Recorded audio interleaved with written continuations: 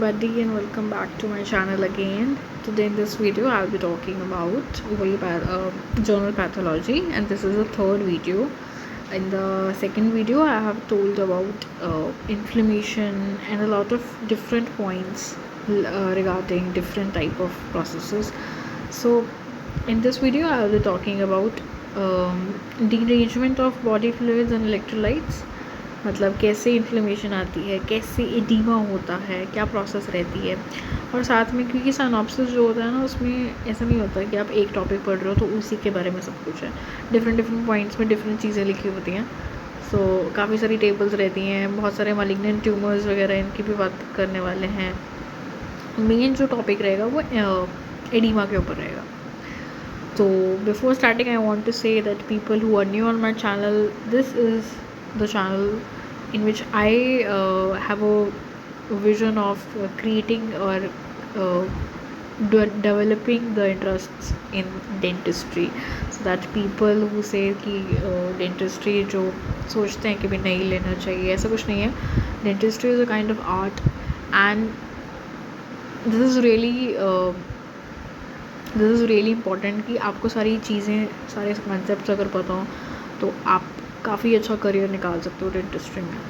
सो जो लोग भी डेंटिस्ट्री कर रहे हैं, BDS कर रहे हैं, MDS करना चाहते हैं, कोई भी एग्ज़ाम देना चाहते हैं और चाहते हैं कि चीज़ें समझ में आ जाएं, तो वो फॉलो कर सकते हैं मेरे चैनल को। अगर आपका कोई फ्रेंड है या कोई फैमिली में है जो डेंटिस्ट्री कर रहा हो तो आप उसको रिकमेंड कर सकते हैं।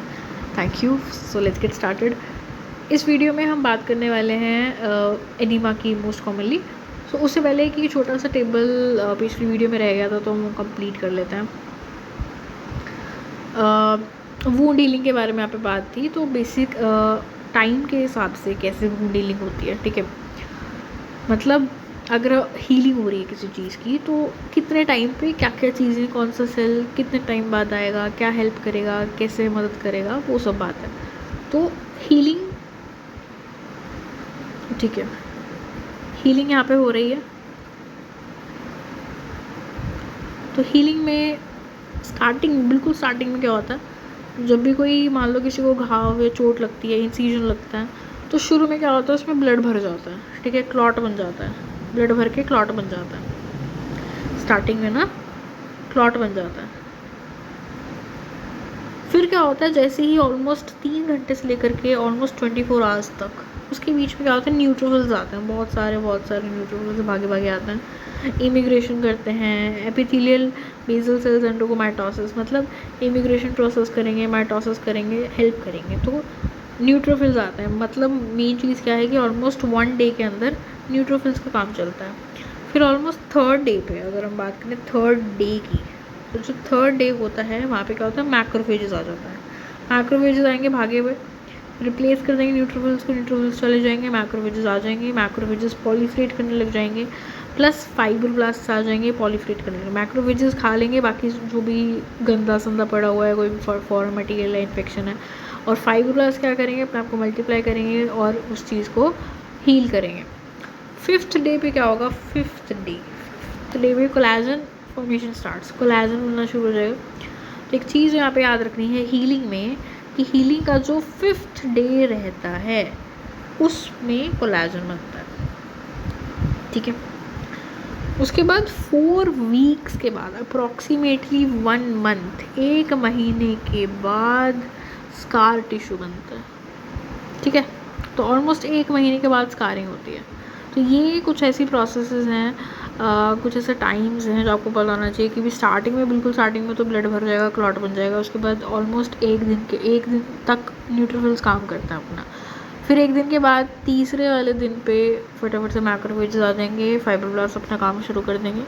फिर उसके बाद 5वें दिन पे कोलेजन बनना शुरू हो जाएगा उस घाव में, और 1 महीने के बाद स्कार बनना शुरू हो जाएगा, ठीक है। तो ये सारी की सारी प्रोसेसेस पता होनी चाहिए। अब हम बात करेंगे एडिमा के बारे में, जो कि आज का हमारा टॉपिक है। एडिमा क्या होता है? एडिमा मैंने पिछले वीडियो में आपको बताया था कि it's a response to any injury. Body में अगर कहीं इंजरी होती है, उस चीज़ को ठीक करने के लिए बॉडी जो है हमारी उस जगह को, उसमें फ्लूइड भर देती है उसको ठीक करने के लिए। बेसिकली इन्फ्लेमेशन का पार्ट है ये। तो उस चीज़ को एडीमा बोलते हैं। बेसिकली इसके अंदर बहुत सारा प्रोटीन रहता है, कोएगुलेशन होने के चांसेस बहुत ज़्यादा रहते हैं, इसकी स्पेसिफिक ग्रेविटी बहुत ज़्यादा रहती है, ठीक है, और इसको हम इन्फ्लेमेटरी फ्लूइड बोलते हैं। अब हम बात करेंगे कि ये बनता कैसे है, क्या प्रोसेस होती हैं, किसकी वजह से ये जो स्वेल ऑर्गन है वो स्वेलअप हो जाता है, उसमें कैसे फ्लूइड भरता है। हमारे पास बेसिक ये जो है ये पॉइंट रहते हैं, ये पैथोजेनेसिस है इसकी। क्या होता है कि जो हमारी ब्लड वेसल्स रहती हैं, ठीक है, ये जैसे ब्लड वेसल है मान लो, तो ये ब्लड वेसल्स का क्या सीन रहता है, इसके अंदर 2 टाइप के प्रेशर्स होते हैं, ठीक है, एक होता है हाइड्रोस्टैटिक प्रेशर, एक होता है ऑन्कोटिक प्रेशर, ठीक है। मोटी चीज़ें एक बार देख लेते हैं, बिकॉज फाइन डेप्थ में हम नहीं जाना चाहिए, बिकॉज बहुत सारा सिलेबस होता है, इतना फाइन डेप्थ में अगर हम गए तो हमारा टाइम ही ख़त्म हो जाएगा। तो आपको जितना ज़रूरी है वो बता देती हूँ कि हाइड्रोस्टैटिक प्रेशर रहता है, ऑन्कोटिक प्रेशर रहता है, ठीक है। मतलब बेसिकली जो ये हमारे पास ब्लड वेसल रहती है, इसके अंदर कितना प्रोटीन है, कितना प्रोटीन्स का प्रेशर है, ठीक है, वो प्रेशर रहता है, फ्लूइड का प्रेशर रहता है। तो अब क्या होता है, मान लो ये आसपास का टिश्यू है, ठीक है, इस टिश्यू में जो प्रोटीन्स हैं उनका अपना प्रेशर है, इस ब्लड वेसल में जो प्रोटीन्स हैं उनका अपना प्रेशर है, ठीक है। प्रेशर फ्लूइड्स कैसे फ्लो करते हैं, फ्रॉम हाई टू लो। सबको पता है हाई प्रेशर से लो प्रेशर में जाता है। तो क्योंकि अब मान लो फ्लूइड की बात हो रही है, ठीक है, फ्लूइड अगर इसमें ज़्यादा है, इसमें कम है फ्लूइड, तो क्या होगा, हाई टू लो जाएगा फ्लूइड, ठीक है। तो अब सीन क्या होता है, अगर मान लो प्रोटीन्स निकल जाएं, ठीक है, प्रोटीन्स अगर यहाँ से निकल जाएं, इस ब्लड वेसल्स में से प्रोटीन्स अगर बाहर चले जाएंगे, तो फ्लूइड को जहाँ पे प्रोटीन ज़्यादा हैं वहाँ जाएगा। अभी प्रोटीन्स जो हैं वेसल के अंदर से, अभी प्रोटीन्स यहाँ पे ज़्यादा थे तो फ्लूइड यहाँ पे था, लेकिन जैसे ही प्रोटीन्स बाहर चले जाएंगे फ्लूइड वहाँ आ जाएगा, तो एडीमा हो जाएगा।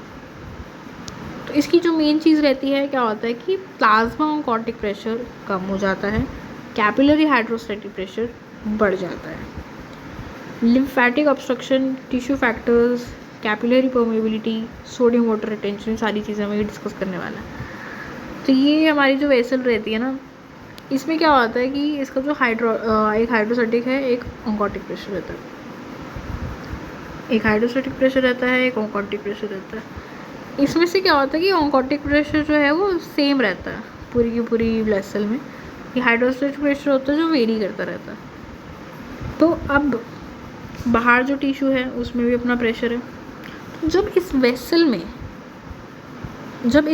में हाइड्रोस्टैटिक प्रेशर अगर बढ़ जाए, ये हाइड्रोस्टैटिक प्रेशर अगर बढ़ जाए, तो क्या होगा, हाइड्रोस्टैटिक प्रेशर बढ़ते ही जो फ्लूइड है इसके अंदर वो बाहर चला जाएगा, ठीक है, because fluid moves from high to low. अब वेसल के अंदर हाइड्रोस्टैटिक प्रेशर बहुत ज़्यादा हो गया है, बाहर हाइड्रोस्टैटिक प्रेशर कम है, तो फ्लूइड निकल जाएगा हाई से लो की तरफ। तो पहली चीज़ ये होती है। दूसरी चीज़ क्या होती है, प्लाज्मा जो है, प्लाज्मा में अगर ऑन्कोटिक प्रेशर कम हो जाए, ठीक है, किस भी हिसाब से अगर ऑन्कोटिक प्रेशर कम हो जाएगा तो भी क्या होगा, फ्लूइड जो है वो बाहर निकल जाएगा। Oncotic pressure is not for the fluid, ये बेसिकली क्या होता है, प्रोटीन्स के लिए होता है। प्रोटीन्स अगर कम हो जाएंगी तो ऑन्कोटिक प्रेशर कम हो जाएगा, तो जो फ्लूइड है जहाँ पे प्रोटीन ज़्यादा हैं वहाँ पे दौड़ेगा। दूसरी चीज़ क्या होती है, जो हमारा वेसल्स रहती है ना, ये जो वेसल्स रहती हैं यहाँ पे इन टिश्यूज़ से एक हमारा क्या कहते हैं, जैसे कि क्या होता है कि वेसल क्या कहती है, सारे का सारा फ्लूइड टिश्यूज़ में देती है, फिर टिश्यूज़ से वापस से सारा फ्लूइड ले लेती है, ठीक है। तो एक टाइप से क्या होता है कि फ्लूइड दिया, फिर सारे का सारा वापस से खींच लिया, लेकिन कुछ फ्लूइड रह जाता है टिश्यूज़ के अंदर। वो जो फ्लूइड है वो कौन खींचेगा, वो खींचता है लिम्फेटिक सिस्टम। तो लिम्फेटिक सिस्टम एक टाइप का ऑल्टरनेटिव रहता है, ठीक है, जो थोड़ा बहुत मामूली चीज़ें बच जाती हैं जो वेसल की वजह से नहीं हो पाती, वो लिम्फ काम कर लेता है उसका। तो अगर ये लिम्फ की जो वेसल्स हैं ये भी ऑब्स्ट्रक्ट हो गई, अगर ये भी बचा कुचा फ्लूइड नहीं खींचेंगी, तो क्या होगा, एडीमा हो जाएगा, भर जाएगा फ्लूइड वहाँ पर, ठीक है। ये फ्लूइड खींचती हैं, लेकिन अगर ये भी बंद हो गई तो काम ख़त्म। दूसरा क्या होता है, टिश्यू फैक्टर्स होते हैं, टिश्यू फैक्टर का क्या मतलब है कि अगर टिश्यू का ऑन्कोटिक प्रेशर बढ़ गया, ये तो कैपिलरी का ऑन्कोटिक प्रेशर था, अगर टिश्यू का ऑन्कोटिक प्रेशर बढ़ जाए, उसमें प्रोटीन्स अगर ऑलरेडी बढ़ जाएँ तो फ्लूइड वहाँ पे निकल लेगा, ठीक है। कैपिलरी की अगर परमेबिलिटी बढ़ गई, मतलब ये जो वॉल्स हैं ये ब्रेक होने लग गई, इसमें गैप्स बन गए, इसमें से प्रोटीन्स बाहर निकलने लग गए, तो एडिमा हो जाएगा। सोडियम वाटर रिटेंशन अगर हो जाए, अगर बॉडी में बहुत ज़्यादा सोडियम भर जाए, बहुत ज़्यादा पानी भर जाए, तो हमने पढ़ा था ये, जब भी कभी सोडियम किसी चीज़ में ज़्यादा होगा वहाँ पे फ्लूइड निकल के आ जाएगा उसके आसपास, तो एडिमा हो जाएगा। तो ये सारी की सारी प्रोसेसेस रहती हैं, ठीक है। मैंने थोड़ा सा रफ आपको बताने की कोशिश करी है, बाकी if you have a interest to get a depth knowledge तो आप गूगल भी कर सकते हो। उसके बाद यहाँ पे बात चल रही है नेक्स्ट जो थर्ड पॉइंट है, that is about that pulmonary oedema the fluid accumulates in the basal regions. Okay, lungs के बारे में बात चल रही है। तो लंग्स में अगर एडिमा होता है तो कहाँ पे एक फ्लूइड एक्यूमुलेट होता है, बेसल रीजन्स में एक्यूमुलेट हो जाता है लंग्स में। Thickened interlobar septas are seen in x-rays as linear lines perpendicular to pleura and are called as curly lines. So this is a diagram showing curly lines. इसका क्या मतलब है कि जब प्लूरा में बेस में भर जाएगा फ्लूइड तो क्या होगा, कुछ ऐसी लाइंस आपको दिखाई देंगी जो कि परपेंडिकुलर रहेंगी बेस से। तो ये जो वाइट वाइट कलर की लाइंस आप देख रहे हो ना, ये जो है, ये देखो, ये दिख रही है रेडियोपेक लाइंस, ये हमारी परपेंडिकुलर हो जाती हैं और इसको हम कर्ली लाइंस बोलते हैं। इसका मतलब क्या होता है, अगर किसी की रेडियोग्राफ में, चेस्ट रेडियोग्राफ में ये दिख रहा है, इसका मतलब ये है कि इस बंदे को पल्मोनरी एडिमा, ठीक है। तो अब हम आगे बात कर रहे हैं पॉइंट नंबर 4, जिसमें बात करी गई है यहाँ पे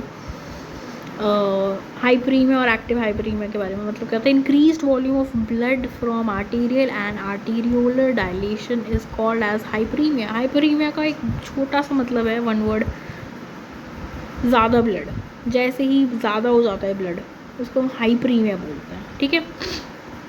तो अगर ब्लड वेसल का साइज़ इतना था, वो बढ़ के इतना हो गया है, तो ऑब्वियसली बात है इसमें अगर एक्स अमाउंट ऑफ ब्लड था तो इसमें कितना हो जाएगा, अगर डबल हुई है तो 2x ब्लड हो जाएगा, that is hyperaemia, excess blood, ज़्यादा हो जाना ब्लड का।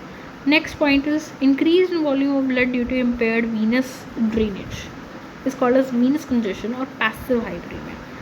This term called as active hyperaemia and passive hyperaemia. Active hyperaemia का क्या मतलब है कि जो खून है, ब्लड है, वो भर गया, ज़्यादा आ गया किसी ऑर्गन में, तो एक्टिव हाइपरीमिया। दूसरी चीज़ क्या है, उस ऑर्गन से अगर वीनस ब्लड बाहर ही नहीं निकला, ठीक है। पहली कंडीशन तो मैंने बात करी, मान लो लीवर है, लीवर में एक तरफ से ऑक्सीनेटेड ब्लड आ रहा है, एक तरफ से डीऑक्सीनेटेड ब्लड जा रहा है, रफली अगर हम बात करें तो अगर ऑक्सीनेटेड ब्लड बहुत ज़्यादा भर गया इस ऑर्गन में तो एक टाइप का हाइपरीमिया होगा, जिसको हमने कहा एक्टिव। लेकिन मान लो ब्लड आने वाला नॉर्मल है, लेकिन जो जाने वाला है वो निकल ही नहीं रहा, भर गया ऑर्गन में, वापस ही नहीं आ रहा, तो पैसिव हाइपरीमिया बोलते हैं उसको। और क्या बोलते हैं, वीनस कंजेशन बोलते हैं, ठीक है। तो ये दो टर्म्स का डिफरेंस है। यहाँ पे हम बेसिकली कंजेशंस के बारे में पढ़ेंगे इस टॉपिक में, एडिमा में।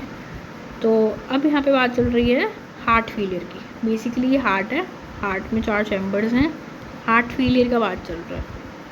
एक छोटी सी बात मैं आपको बताना चाहती हूँ जो सबको पता होना चाहिए।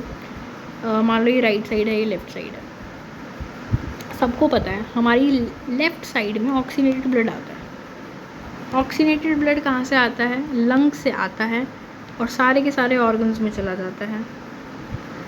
राइट साइड में हमारा सारे का सारा डीऑक्सीनेटेड ब्लड आता है ऑर्गन्स से, और कहाँ जाता है, ये डीऑक्सीनेटेड ब्लड लंग्स में जाता है ताकि वो साफ़ हो जाए, ताकि वो ऑक्सीनेटेड हो जाए, समझ गए। तो एक लंग्स का पार्ट ये है और एक लंग्स का पार्ट ये है।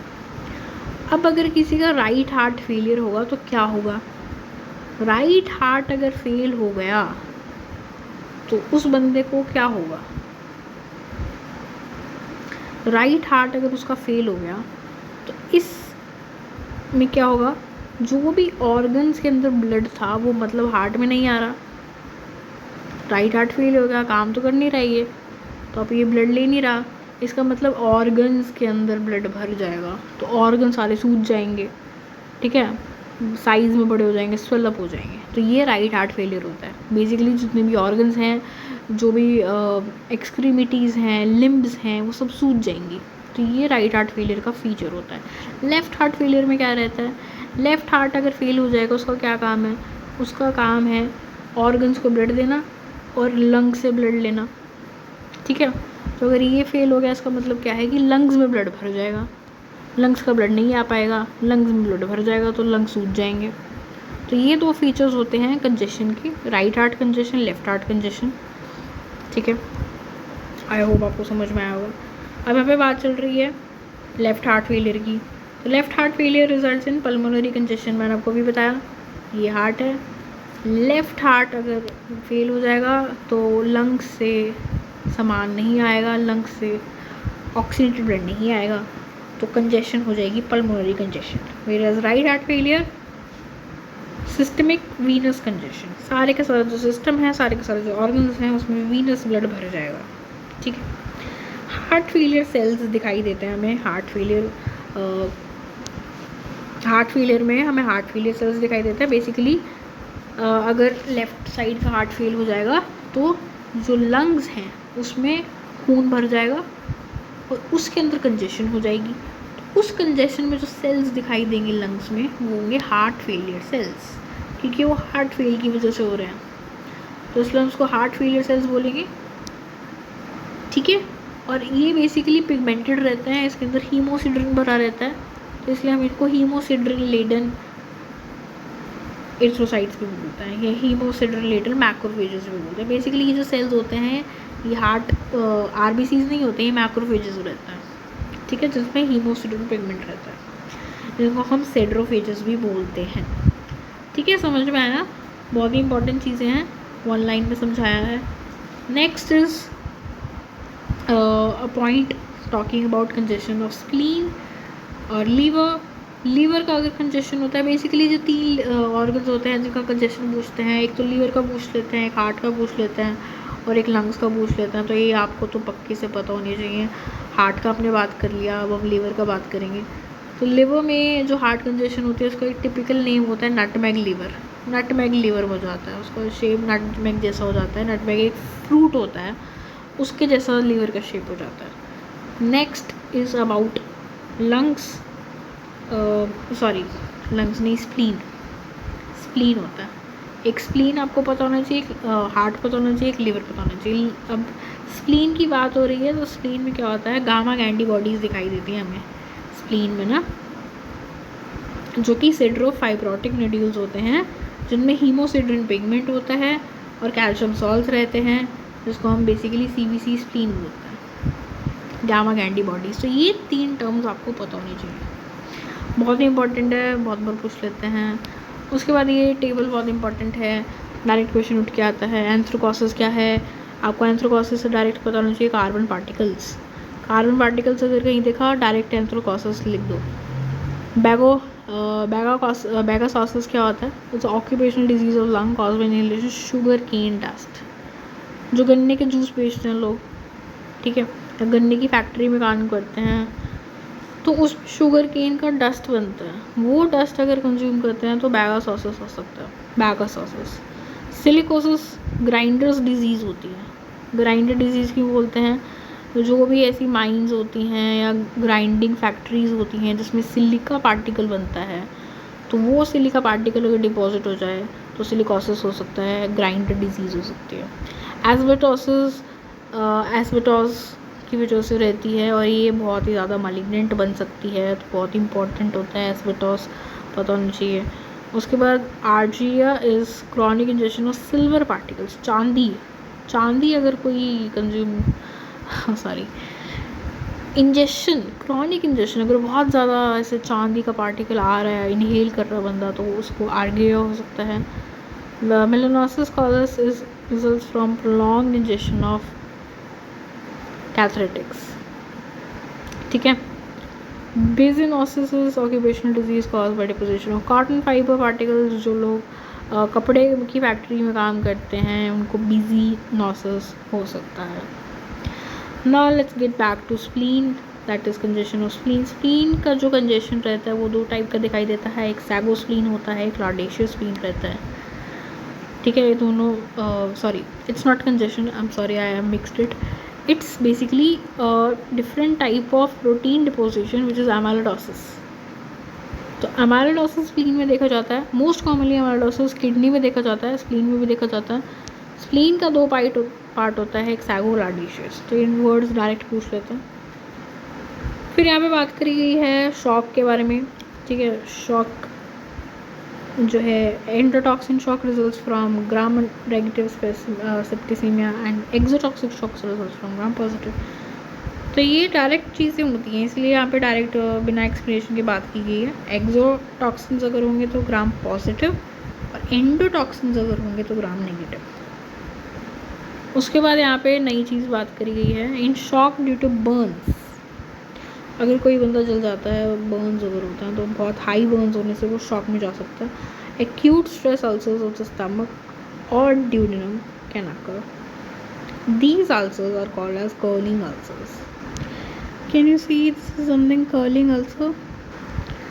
Now, curling ulcer जो है, individuals who have suffered from traumatic injuries, burns or intracranial lesions have chances of developing this ulcer. That is curling ulcer. Cushing ulcer is a different thing. It occurs when brain suffers from serious injuries, strokes or injuries. That is different thing. But what you need to know is curling ulcer. It is also called as stress ulcers. ठीक है, तो basically Burns, stress और stomach और duodenum में problem की वजह से, basically stomach duodenum में क्या होता है कि जब बंदा बहुत स्ट्रेस ले रहा होता है ना बहुत ज़्यादा, तो वहाँ पे अल्सर्स और लीजन्स बन सकता है। तो ये जो चीज़ है प्लस बर्न्स वगैरह जो हैं, ये सब मिलके कर्लिंग अल्सर का कारण बन सकता है। उसके बाद यहाँ पे एम्बुलस की बात करी है। एम्बोलाइज क्या होता है? एम्बुलस और थ्रोम्बस में क्या डिफरेंस रहता है? देखो, thrombus is basically blood clot, या जैसे कि अगर कहीं पे जो ब्लड था उसका क्लॉट बन गया, ठीक है, वो वहीं पे बैठ गया।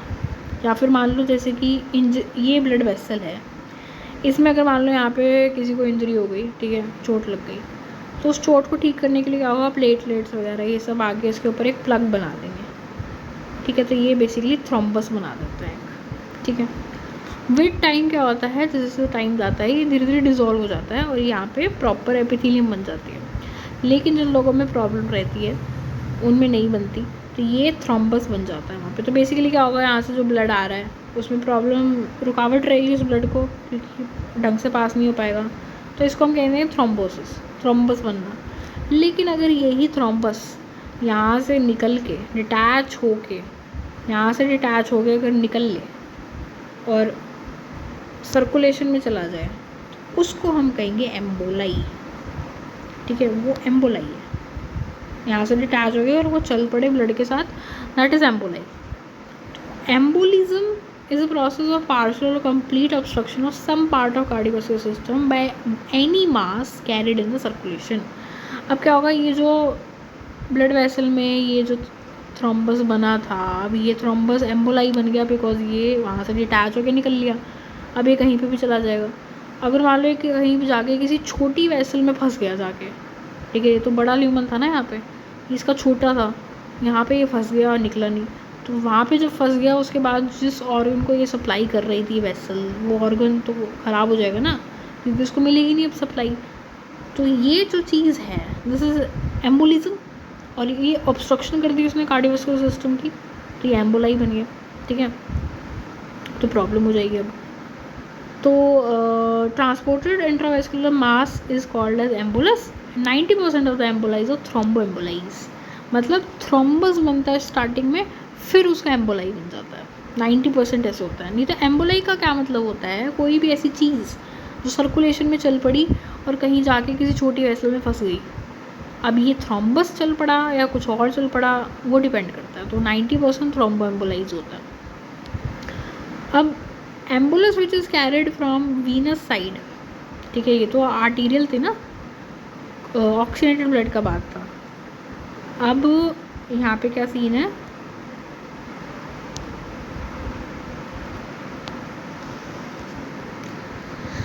अब यहाँ पे क्या हो रहा है, एक मिनट, अभी बात चल रही है emboli which is carried from venous blood. अगर ये वीनस ब्लड का एम्बोलाई बन जाता है, ठीक है, venous side of circulation to the arterial side और vice versa is paradoxial और crossed embolies। अगर मान लो ये वेन थी और वेन में क्लॉट बना और ये क्लॉट वहाँ से चल पड़ा और जाके किसी आर्टरी में फंस गया, वीनस क्लॉट, तो उसको हम कहेंगे, क्या कहेंगे, पैराडॉक्सियल बोलेंगे उसको हम बोलेंगे पैराडॉक्सियल और crossed emboli. The embolus which travels against the flow of blood is retrograde embolus. The embolus which travels into the flow of blood is antegrade। मतलब जैसे मान लो ये हमारी एक आर्टरी है, यहाँ पे मान लो कोई थ्रोम्बस बना था, वहाँ से वो डिटैच हो गया, वहाँ से निकल के वो चल पड़ा, और अगर मान लो हमारा ब्लड भी इसी डायरेक्शन में जा रहा था और क्लॉट भी इसी डायरेक्शन में चल पड़ा, तो ये एंटीग्रेड मोशन है। लेकिन अगर मान लो ये क्लॉट उल्टी तरफ निकल ले तो इसको हम रिट्रोग्रेड बोलेंगे। मोस्टली रिट्रोग्रेड वीनस क्लॉट्स होते हैं, आर्टीरियल क्लॉट्स नहीं होते। Next is a term which is talking about acute core pulmonary is obstruction of pulmonary circulation by numerous small emboli resulting in acute right heart failure।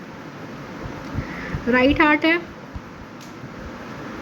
ठीक है, pulmonary circulation, ठीक है, right heart में क्या होता है, वेंट्रिकल जो हैं जाती हैं ब्लड लेके, वहाँ पे जाती हैं, लंग्स में जाती हैं, तो is obstruction of pulmonary circulation. Pulmonary circulation क्या होता है, पहली बात लोग कंफ्यूज जाते हैं, पल्मोनरी सर्कुलेशन ये वाला ऊपर वाला होता है, आई एम सॉरी डिफरेंट बना दें। पल्मोनरी का क्या मतलब है, जो भी सर्कुलेशन लंग से रिलेटेड है, ठीक है, ये सर्कुलेशन यहाँ से गया, ऐसे जाके ये लंग्स में गया, उसके बाद वहाँ से ऑक्सीजनेटेड ब्लड आके आर्टरी में आया, ये जो सारे का सारा जो लंग से रिलेटेड सर्कुलेशन, ये पल्मोनरी सर्कुलेशन है। तो अब यहाँ से अगर ये ऑब्स्ट्रक्ट हो जाए पल्मोनरी सर्कुलेशन, ठीक है, बहुत सारे एम्बोलाइज अगर आके यहाँ पे बैठ जाएं और ये पल्मोनरी सर्कुलेशन बंद हो जाए, जिससे कि राइट हार्ट फेलियर हो जाए अगर इस केस में, तो उसको हम एक्यूट कोर पल्मोनरी बोलते हैं। राइट हार्ट क्यों फेल होगा, क्योंकि यहाँ से ब्लड लेके जा रहा था और इसमें जाके यहाँ पे आ रहा था, तो मान लो ये ऑब्स्ट्रक्ट हो गया यहाँ पे, तो ये ब्लड तो जा ही नहीं पाएगा ना, अभी कैसे जाएगा, अब नहीं जा पाएगा, तो ये हार्ट भर जाएगा ब्लड से, तो इसलिए राइट हार्ट फेलियर, समझ रहे हो, ठीक है। Now let's talk about 16 point trauma to bone is a common cause of fat embolism। Fat embolism क्या होता है कि जब एम्बुलस फैट का बन जाए, ठीक है, तो फैट एम्बोलिज्म होता है, और वो बेसिकली जो लॉन्ग बोन्स होती हैं ना बॉडी में, जैसे कि फीमर हो गई, तो उनके फ्रैक्चर्स में दिखाई देता है, उनकी जो हड्डियाँ होती हैं उसमें जब फ्रैक्चर हो जाता है तो वहाँ से फैट निकल के सर्कुलेशन में चला जाता है और वो वहाँ पे जाके ब्लॉक कर देता है, फैट एम्बोलिज्म हो जाता है। उसके बाद next is air embolism. Air embolism मतलब अगर मान लो किसी के सर्कुलेशन में, ब्लड सर्कुलेशन में एयर घुस गई और वो एयर ट्रैवल करने लग गई, तो अगर मान लो वो एयर किसी छोटी उस वेसल में जाके ब्लॉक कर दिया उसने उसको, तो आगे तो सर्कुलेशन बंद हो जाएगा ना, तो दिस इज़ एयर एम्बोलिज्म। और डीकम्प्रेशन सिकनेस और gas embolism. Next is decompression sickness is also called as caisson's disease. पता होना चाहिए, बहुत बार पूछेंगे केसन्स डिजीज़ क्या होती है। जो डाइवर्स होते हैं, ठीक है, जो समुद्र में जाते हैं, जिनका काम होता है समुद्र में जाना, डाइव लगाना, वो क्या होता है उनमें, क्योंकि उनका प्रेशर चेंज होता रहता है, सरफेस का प्रेशर कम होता है, डीप वाटर में प्रेशर ज़्यादा बढ़ जाता है, तो डाइव करते हैं, तो जो उनकी बॉडी के फ्लूइड्स होते हैं वो कॉन्स्टेंटली प्रेशर झेल रहे होते हैं, जैसे ही वो ऊपर आते हैं सरफेस पे उनका प्रेशर कम हो जाता है, तो उनके बॉडी के फ्लूइड्स में से जो गैस है, ठीक है, वो बेसिकली वो निकल के बाहर आती है, तो ये जो प्रॉब्लम रहती है इसको डीकम्प्रेशन सिकनेस बोलते हैं, केसन्स डिजीज़ बोलते हैं, समझ रहे हो, ठीक है। उसके बाद यहाँ पे बात करी गई है कि When individual comes to normal atmosphere from a high atmospheric pressure, the gases that are dissolved in the blood due to high atmospheric pressure comes out of the surface as minute bubbles. ये bubbles की form में बाहर आने लग जाती है और ये जो बबल्स होते हैं तो दर्द होता है बहुत ज़्यादा, ठीक है ना. So it is more serious in obese as nitrogen gas is more soluble in fat than the body fluids. अब क्या होता है, बेसिकली थोड़ी थोड़ी नाइट्रोजन भी रहती है बॉडी में. तो अब क्या होता है, जो मोटे लोग होते हैं उनमें फ़ैट बहुत ज़्यादा होता है और फैट में नाइट्रोजन बहुत ज़्यादा डिजोल्व हो जाती है. तो ये जो मोटे लोग अगर डाइव करते हैं तो जब इस सतह पर वापस आएंगे तो उनकी जो गैस है, जो नाइट्रोजन गैस है उनके फैट में मिक्स हो गई थी, वो बाहर निकल के आएगी, तो बहुत ज़्यादा पेन होगा. Next is amniotic fluid embolism is most common serious unpredictable and unpreventable cause of maternity morbidity. Mother इससे मर सकती है, ठीक है. इस्टीमिया क्या होता है, ischemia is defined as deficient blood supply to a part of tissue. Simple सी बात, जहाँ पे ब्लड नहीं पहुँच रहा, वहाँ पे ऑक्सीजन नहीं पहुँच रही, तो वहाँ पे इस्टीमिया होगा, ठीक है. Mandible is more prone to ischemia than maxilla because of its single arterial supply, that is inferior arterial supply. आपको बहुत पता होना चाहिए, मैंडिबल बहुत ज़्यादा इस्टीमिया का शिकार हो सकता है क्योंकि उसमें एक ही सप्लाई आ रही होती है, दैट इज़ इन्फीरियर सप्लाई. कोई एनास्टोमोसिस नहीं होती मैंडिबल में. मैक्सिला में डबल सप्लाई रहती है. मैक्सिला में ग्रेटर पैलेटाइन भी रहती है, लेसर पैलेटाइन भी रहती है, anterior middle posterior superior Wallace भी रहते हैं. तो मैक्सिला में जीपी भी है, लेसर पैलेटाइन भी है, सुपीरियर वेलस नर्व्स भी हैं. तो मैक्सिला के मज़े हैं, बट मैंडिबल में इतना नहीं है. उसके बाद infection is a process of tissue necrosis resulting from circulation insufficiency. Circulation मतलब अगर बॉडी में सर्कुलेशन में मान लो एक्स अमाउंट का ब्लड घूम रहा है सर्कुलेशन में, सारी की सारी पाइप्स में एक्स वॉल्यूम का ब्लड घूम रहा है, अभी एक्स से कम हो जाए, एक्स माइनस ए हो जाए, तो ये जो वॉल्यूम है जो इनसफिशिएंट हो गया, ये इसकी वजह से इन्फेक्शन हो सकता है. क्योंकि जो हार्ट है उनके मसल्स को प्रॉपर अमाउंट ऑफ ब्लड नहीं मिलेगा, वो ज़्यादा काम करेंगे या जो भी करेगा उसकी वजह से इन्फेक्शन हो सकता है. Infection of the heart are most commonly located in left ventricles. Left ventricle ज़्यादा इन्फेक्शन की चपेट में आता है, ठीक है. और मायोकार्डियल इन्फेक्शन का अगर आपको डायग्नोस करना है तो इनमें क्या होता है, कुछ लेवल्स बढ़ जाते हैं, ठीक है. SGOT बढ़ जाता है, ठीक है, और CPKMB बढ़ जाता है. तो ये जो एंजाइम्स का लेवल है ये जब बढ़ जाएंगे तो इसका मतलब है कि उस बंदे को मायोकार्डियल इन्फेक्शन हो सकता है. तो ये डायग्नोस करने के लिए आपको SGOT और CPKMB लेवल्स देखने चाहिए. Characteristic histological feature of pulmonary infection is okay. ये नई बात आ गई. लंग्स की अगर हम बात कर रहे हैं, पल्मोनरी इन्फेक्शन, अगर लंग्स की इन्फेक्शन अगर हम देखेंगे तो वहाँ पे बेसिकली कोएगुलेटिव नेक्रोसिस होता है लंग्स में, ठीक है. कोएगुलेटिव नेक्रोसिस, कोएगुलेटिव नेक्रोसिस हमने HSK पढ़ा था हार्ट में, स्प्लीन में, किडनी में. बट लंग्स में अगर इन्फेक्शन अगर हो जाएगी तो वहाँ पे नेक्रोसिस कोएगुलेटिव होगा. ये थोड़ा सा एक्सेप्शन है, याद रखना है आपको, ठीक है. उसके बाद लाइन्स ऑफ ज़ेन्स के बारे में बात कर रहे हैं, इन्फाक्ट ऑफ ज़ेन के बारे में बात कर रहे हैं. So reduce blood supply to hepatic parenchyma causes non ischemic infarcts and this infarct of Zahn. तो ये सारे के सारे जो पॉइंट्स हैं बहुत इंपॉर्टेंट रहते हैं, ठीक है, याद करने वाले हैं. तो आप जितना ज़्यादा याद करोगे उनको उतना इम्पॉर्टेंट है. नेक्स्ट लेक्चर में हम न्यूप्लेजिया के बारे में पढ़ने वाले हैं. So if you like it and if you have any comments then you can comment down, and if you like it, you want to you can share it with your dental friends also. So do subscribe and I'll see you in the next video. Bye bye.